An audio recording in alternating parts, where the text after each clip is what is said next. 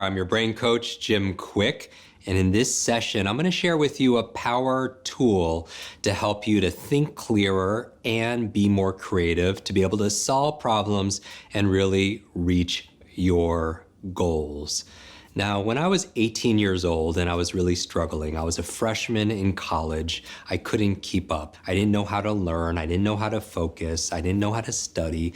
I didn't know how to think.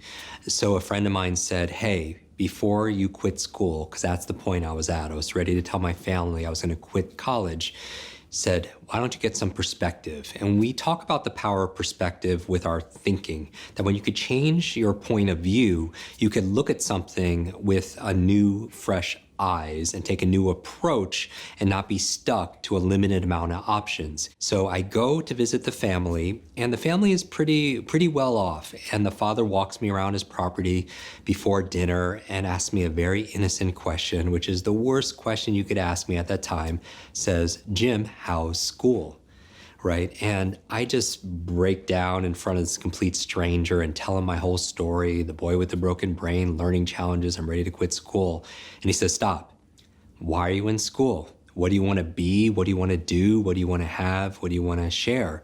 And notice that his process for achievement is asking me new questions, because ask a new question, get a new answer. Changing perspective, place, people allows me a new point of view. So you see these principles always showing up with quality thinkers. And when I go to answer him what I want to do and be and have and share with the world, he says, stop. And he pulls out of his pocket a journal, like a notebook, and he tears out a couple of sheets and makes me write it down. And this is the principle I want to talk to you about in this lesson. So if you want to transform your thinking, you need to be able to transform your ability to write things down and make something physical. Because the act of taking the invisible, your imagination, your goals, your vision, and making it a reality, one of the best things you could do is to write it down and make a physical motion. So you actually created something from your thought, from your thinking, into reality. So that's the first step. So I wrote down my bucket list of all the things I wanted to be, do, have, and share. And this became my drive. This became my why. Why to learn, why to read, why to do well in school. And that's why we always talk about those three questions. Asking yourself, how can I use this? Why must I use this? When will I use this? So you'll notice in history, some of the most incredible geniuses, men and women throughout history, kept journals, right? The journals of Leonardo da Vinci, Marie Curie, Einstein, they're invaluable. They are priceless. And the question I've always wondered is it because they're geniuses that they're journaling all the time and they're making notes all the time? Or is it because they're journaling all the time that they become geniuses? I would argue for the latter. So in this session, I'm going to share with you exactly how I capture and create notes and how I journal each day to capture my thoughts. If you want expert high-level thinking, you need to be able to capture this in a journal. So the first thing you need to do is you need to get a journal or get a notebook. And I'm very big into physically writing your notes and writing in your journal as opposed to typing it out. Now, living in a digital age, I see the convenience of being able to share and store information digitally. I'm going to ask you through this process to actually handwrite it. And there are certain advantages to handwriting your notes and handwriting your journals. First of all, as you're taking notes as we're having this conversation, you can maybe type as fast as somebody can speak, but you certainly can't write that fast. So by writing it down, it forces you to think about what you're listening to. And you start to filter and qualify the information before you write it down, because you can't possibly write as fast as someone can speak. So in studies that have tested people from handwriting notes and typing out notes, the people that handwrite notes did better on test scores, maybe for this very reason, that they're capturing only the important parts. Because the worst way of taking notes actually was full transcripts or full dictation. Now the question is, how do you handwrite notes? What I would suggest is this: you have a piece of paper, take your pen and put a line right down the middle of the page. So on the left side, you're writing down the lessons. On the right side, you can be creative and ask the three questions. How can I use this? And then write it down. Why must I use it?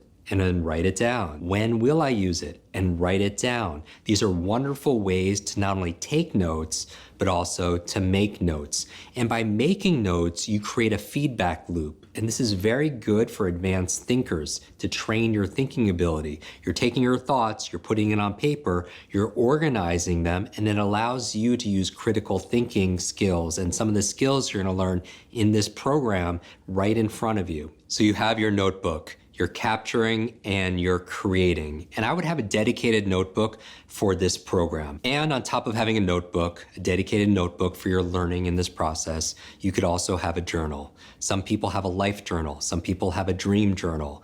In this journal, you could capture your day-to-days, your visions, the things that you're struggling with, the things that you're reflecting upon. So one of the benefits of having a journal is you go back and reread and review some of those entries.